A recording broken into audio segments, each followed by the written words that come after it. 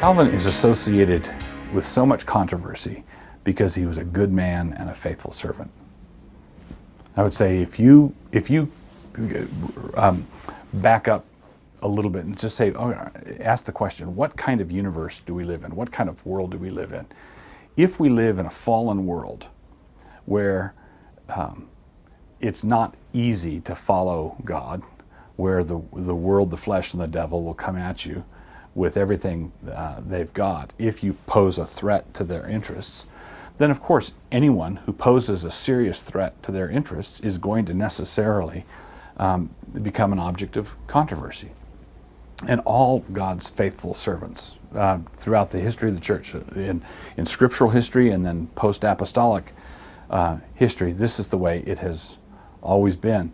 There was an Anglican minister, I forget if he was a bishop or a vicar of the 19th century, who said once, making an observation about this, he said, everywhere the Apostle Paul went, there was either a revival or a riot.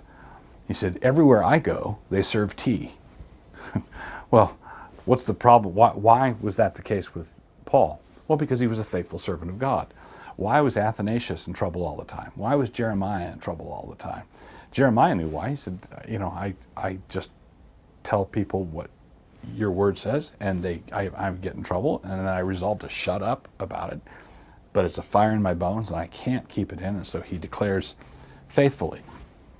So this is, Calvin is an object of controversy for the same reason that Athanasius was, for the same reason that the Apostle Paul was, for the same reason that the prophets in the Old Testament were. He was a faithful servant in a fallen world. And there's no way that you can open fire on the devil in such a way as to, in such a way that he will not fire back. If you become a threat to the devil, he will try to take you out. And that's why Calvin is controversial.